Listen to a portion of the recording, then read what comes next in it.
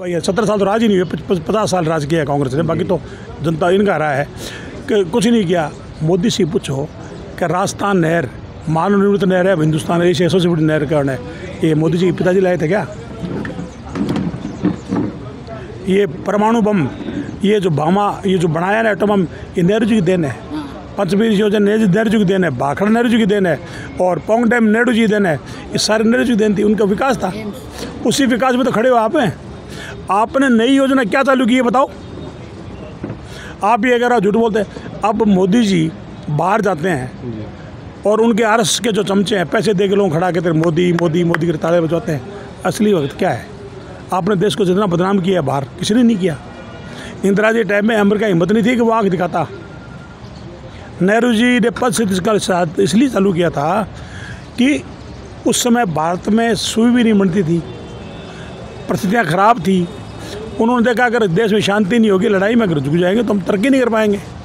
इसलिए उन्होंने जो पंचशील के सिद्धांत लागू किया था उस पर जो है कायम रहे।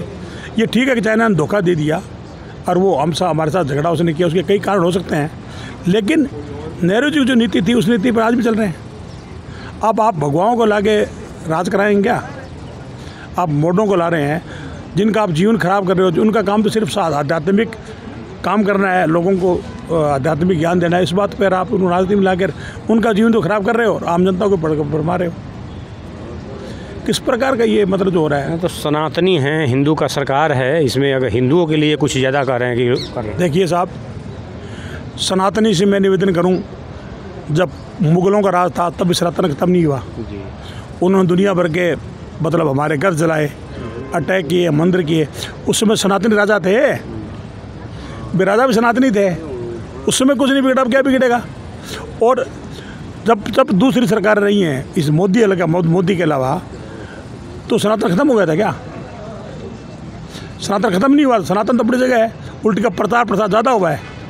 अब इन्होंने लोगों के दिमाग में इस प्रकार की बात बिठा दी कि साहब सनातन खतरे में है। अरे कहाँ खतरे में? सनातन कौन सा मुसलमान आपको घर में मार रहेगा? पूजा पाठ मत करो, हवन मत करो।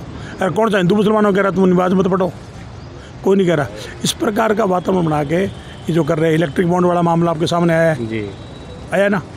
कितना बड़ा घोटाला है। यानी सीतारमण के पति जो बहुत बड़े अर्थशास्त्री हैं, उन्होंने भारत का दुनिया का सबसे बड़ा घोटाला बताया इसको, और उस पर अब जो है लिपापोती कर रहे हैं आप। कम तो ये कर रहे थे, वैसा कर रहे थे। अरे बात ये हुई कि नीचे गिर गए, टांग ऊपर है। सरदार जी, तो क्या कर रहे हो आप? आने वाले समय में क्या लग रहा है, इस बार जो है मोदी जी की लहर चलेगी या कांग्रेस जो है आ जाएगी? देखिए साहब, इस तरह मोदी की लहर नहीं है। हरियाणा में किसान जो है वो इनको बढ़ने नहीं दे रहे हैं, इनके पर्दे फाड़ रहे हैं। पंजाब की हालत इनकी ख़राब है। राजस्थान में कम से कम कांग्रेस 15 सीटें जीतेंगी, ये सर्वे है। स्थानीय लोग में कुछ तो स्थानीय सांसद से नाराज़गी है, लेकिन फिर भी लोग कह रहे हैं कि नहीं मोदी के नाम पे इस बार। मैं बताऊँ आपको, स्थानीय अभी बीच में बात करूँगा रेलवे फाटक की जी। जब जाफर शरीफ रेल मंत्री थे उस समय एक आंदोलन चला था कि रेल बाईपास की जाए जी। मुख्यमंत्री भैरव सिंह जी थे, वो आए और जाफर शरीफ ने शायद सहमति दी थी कि रेलवे बाईपास बनाया जाएगा। यानी अपने बीकानेर पूर्व जो है रेलवे स्टेशन, वहाँ से बाईपास होकर लालगढ़ स्टेशन निकाला जाएगा जी। हर जगह बड़े उसके पीछे कातर किया था कि बीकानेर में डबल लाइन होगी, इलेक्ट्रीफाइज होगा, बिजलीकरण होगा, तब दिक्कत आएंगी, लोगों को समस्या होगी। उस समय सरकार ने, केंद्र सरकार ने पैसा दिया, राज्य सरकार ने ज़मीन भी दी, पैसा भी दिया। वो पैसा वसुंधरा लेगी यहाँ से अपने क्षेत्र में, और वो विकास रुक गया, ज़मीन आज ही पड़ी हुई है। रेलवे की फाटकों की समस्या बीकानेर में समाधान इसलिए नहीं हो सकता कि मार्केट इस प्रकार से बचा हुआ है कि अगर आप ओवरब्रिज बनाओगे तो दुकानें बंद हो जाएंगी, अंडरब्रिज बनाओगे तो पानी की समस्या है, पानी कहाँ जाएगा? बहुत जगहों में मैंने देखा है बड़े बड़े टाउन को ध्वस्त करके और लोग जो है प्लानिंग सिटी के तहत निर्माण करते हैं, लेकिन यहाँ पे ऐसा क्यों?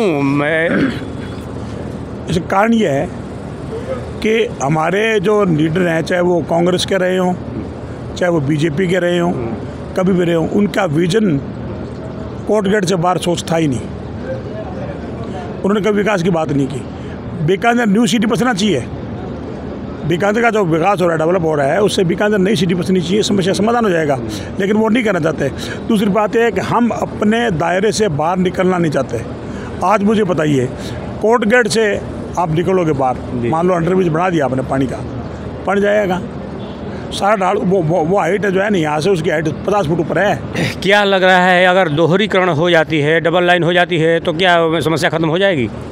दोहरीकरण से समस्या समाधान नहीं होगी, उल्टी समस्या बढ़ेगी। फाटक बार बार बंद होंगे। अब तो फिर भी कम हो रहे हैं फाटक, उसके बाद बार फाटक बंद होंगे।